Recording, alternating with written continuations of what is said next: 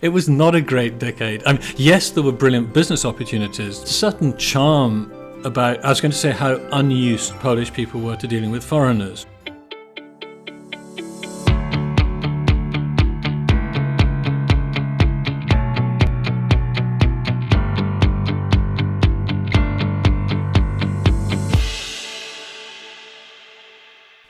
Welcome to Heart of Poland. This is the 108th edition of the longest running, most prestigious, and in my opinion, my humble opinion, the most fascinating long-form series of interviews with anyone and everybody doing something interesting in Poland. And boy, oh boy, have I got a fascinating guest for you today.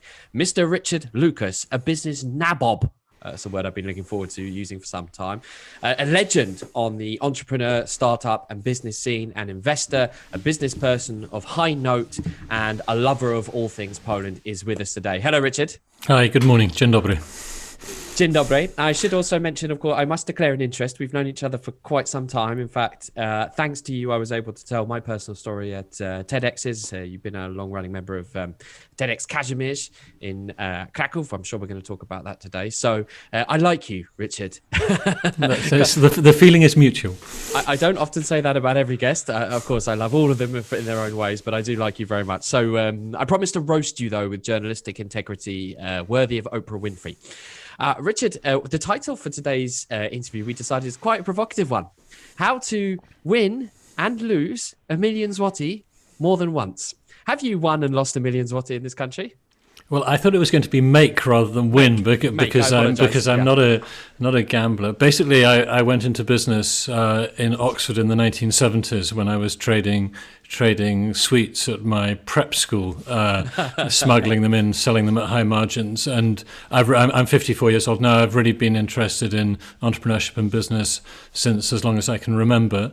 And I made my money in Poland by being an entrepreneur, which very simply can be defined as buying things at one price and selling them at a higher price to someone else, hopefully with a very big gap between the former and the latter. And unlike quite a lot of the foreigners who came to Poland in the 1990s, I wasn't connected to a big international company like BP or a prestigious or less prestigious institution like the British Council or the British Embassy. I came here working for a Western company originally, then met the lady who's my ex-wife and decided to move here and started doing business with Polish people.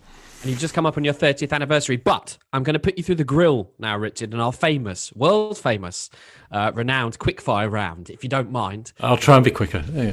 Well, we'll see how it goes. Favourite place in Poland? I'd say the Rynek Główny in Kraków. Every time I go there, it lifts my spirits, absolutely. Even if I don't go there, I know it's there. Ooh, I'd like to carry that on, but if I say it's a quickfire round, I better be quickfire. Favourite Polish food? Borscht, Polish soups, no, żurek. It's definitely soups as a category, and within the soups, it's a very strong competition, but no question, Polish soups are fantastic. Probably żurek.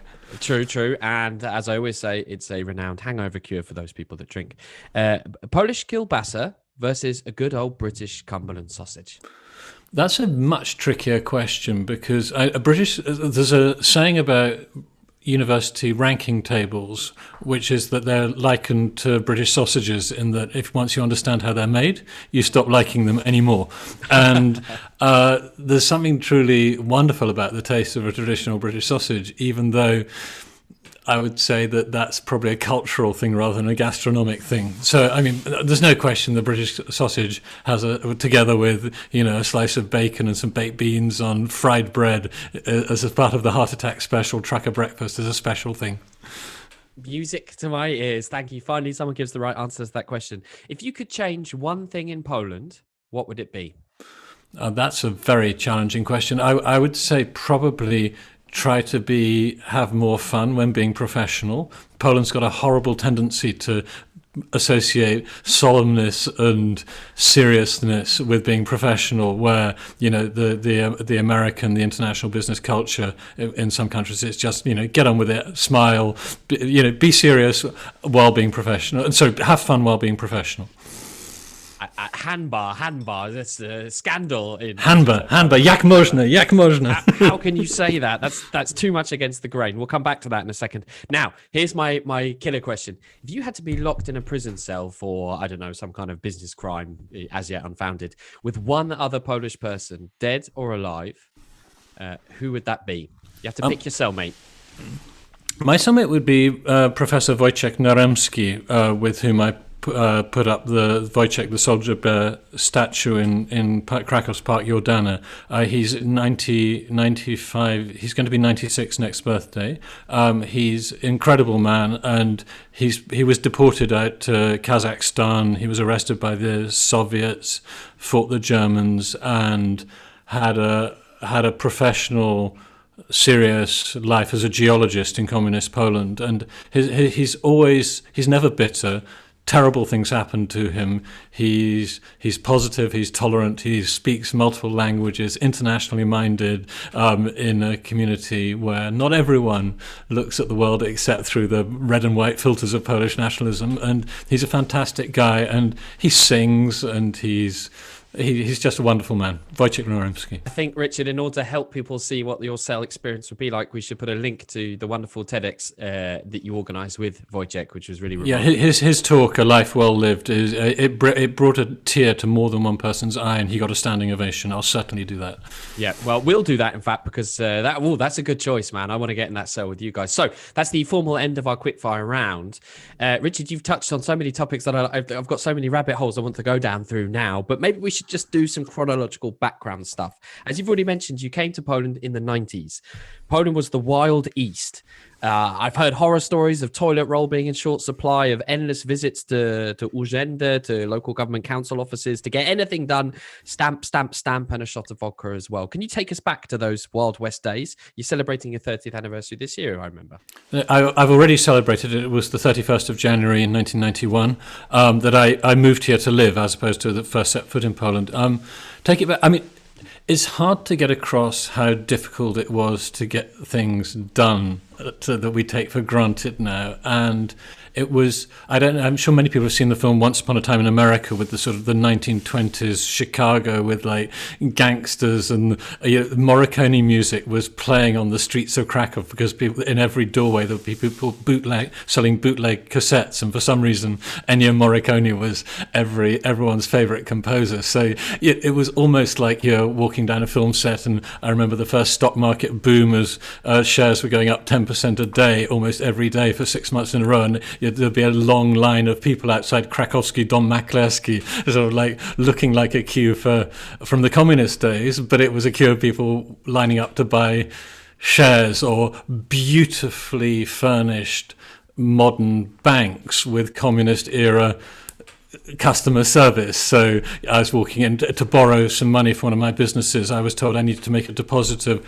the equivalent of £3,000 to guarantee a loan of £2,000. So you had to, and they thought this was completely normal. And I was going in to have a discussion with the bank manager, and I could see him in a sort of glass fishbowl, which in those days was very unusual in Poland. These days you have plenty of modern offices, but boy, in those days did a modern office stand out, because they'd obviously imported all the stuff from Germany or Switzerland or wherever. So it looked very flashy, and I could see the man I was due to meet with a secretary recruited for her looks rather than her interpersonal skills, sort of guarding the reception. And I sort of knocked on the door, and she yelled at me in Polish, "Can't you see my Mr. Boss is eating his sandwich?"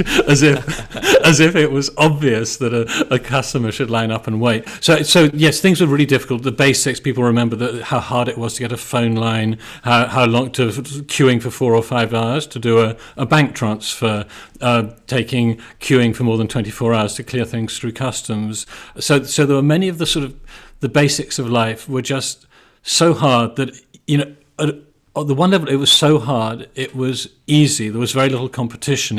If you were the first person selling fax machines in Krakow, you were making a real fortune very quickly, because no one else was doing it. And then, of course, the fax machines meant someone else thought, fax machines, fax paper. For many of your listeners, they have no idea what a fax machine is. It's a remote printer. You feed a sheet of paper into a machine in one side of the world, and a sheet of paper slowly comes out with the same content on the other side of the world, a remote copier. So, very, very challenging, very, very hard, but also this sense that things were really changing. And another feature of those times was that older people weren't conservative in the way that older people in many Western countries are conservative, in the sense that everyone wanted things to change.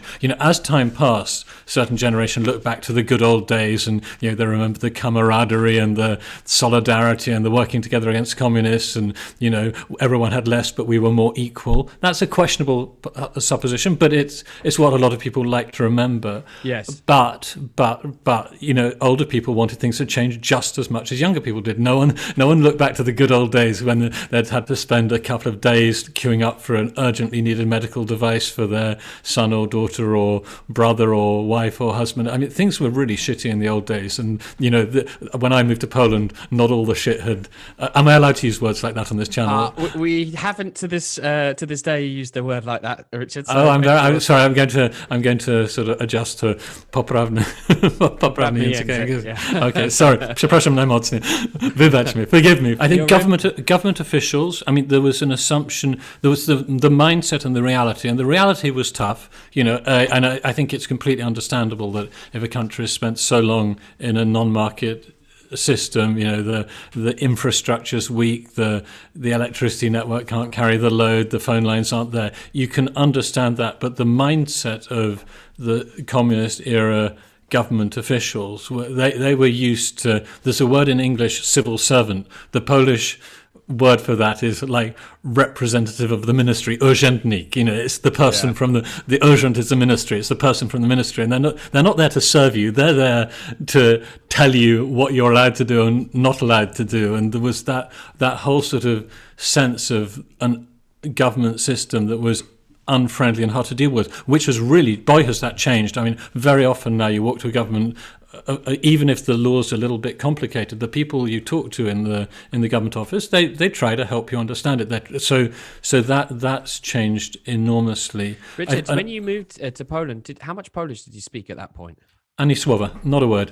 I learnt it here. So how on earth did you navigate your way through the corridors of power and grease the wheels of the machine and climb up those totem poles to pin the tail on the donkey and get your piece of paper without knowing the language? I can't understand it.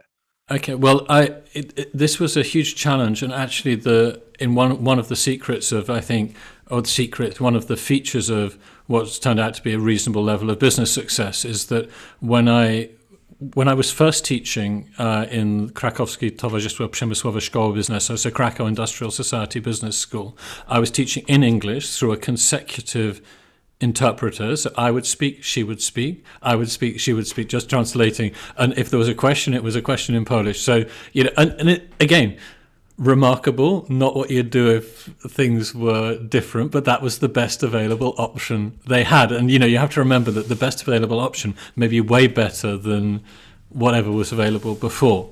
And so when I first went, what happened, how I got into business was people came up to me after classes and were asking for help. And one person was asking me for so much help. He asked me to come to meetings that we realized that it was more than I should be doing as a teacher, and I was clearly what I was doing was very needed, but it wasn't teaching; it was working. Can you write a letter? And so we ended up doing a back of an envelope deal of I was going to work for free and give a bit of money and get a share of the business just on the back of an envelope. We didn't have a proper legal agreement or anything like that, but trust was also one of the trust is a separate thing in business. But when that business grew and we started recruiting people, I was forced to work through other people from the get-go. So I was very lucky in the first people who we hired that they turned out to be reliable, competent, hardworking people. If there'd been bad hires, and I wasn't that experienced in recruiting people back then, things might not have worked out so well. So I was quite lucky with the early people I hired. These days, possibly you'd want to hire people with more experience, but you live and learn.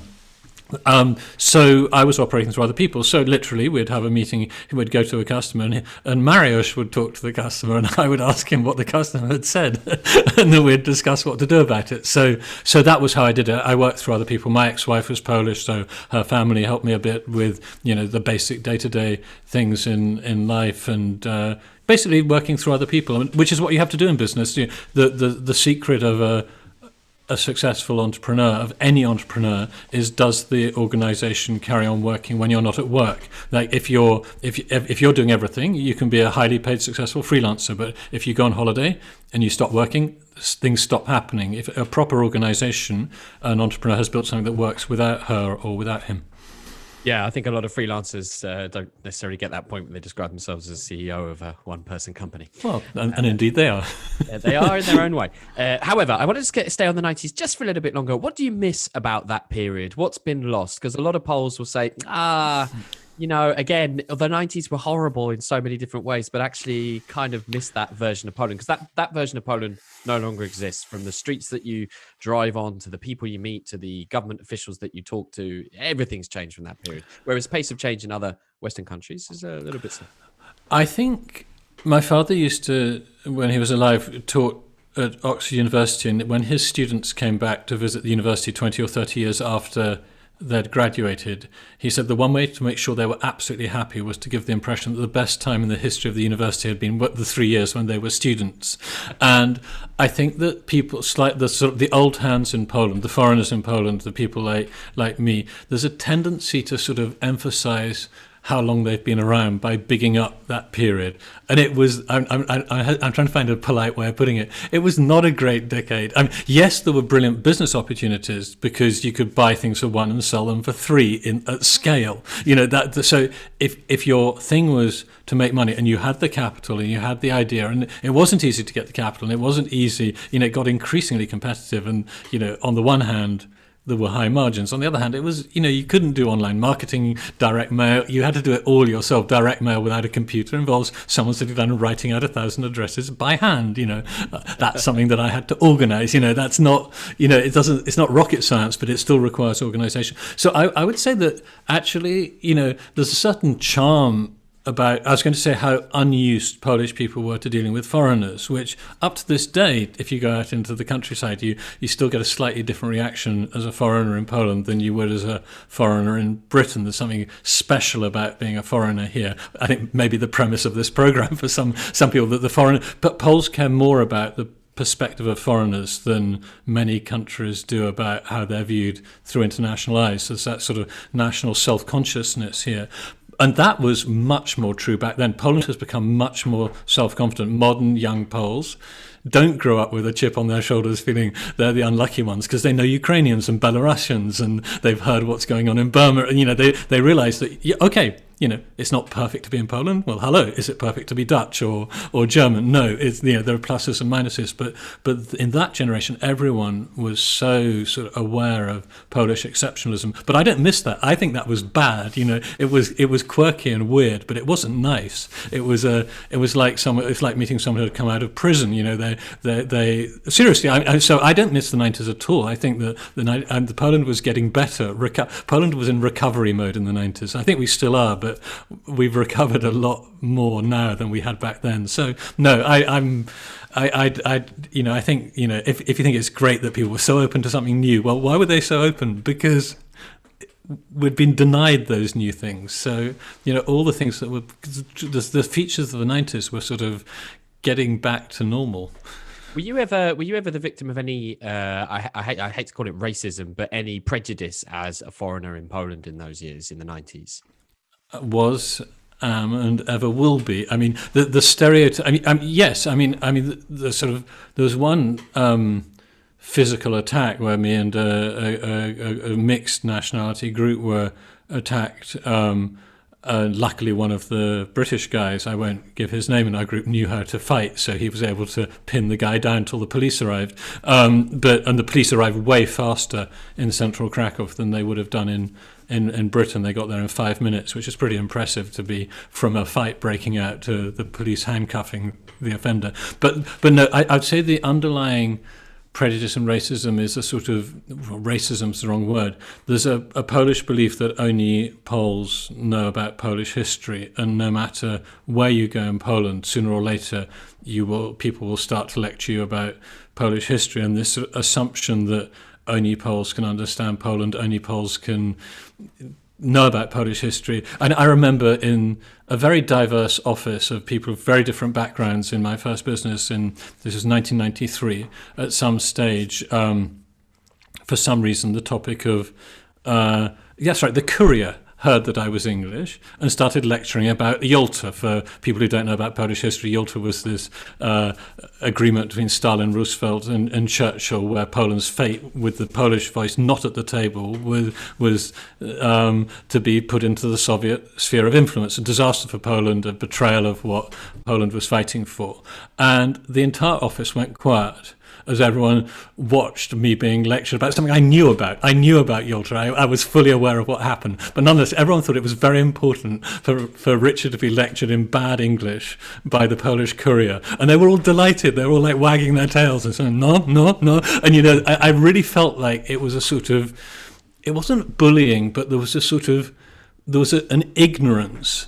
I find it offensive to this day. I find it patronizing and insulting and just plain wrong that so many people in Poland think that it's acceptable to believe this lie that foreigners don't understand Poland. I find it really, really, really irritating as my tone of voice is beginning to show. And that happens again and again. And I remember another person who let us down on a contract he failed to deliver.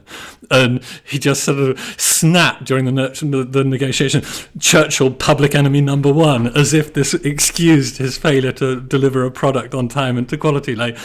70 years after the Second World War, someone could still defend a shoddy level of product quality by blaming Winston Churchill. I mean, it's insane.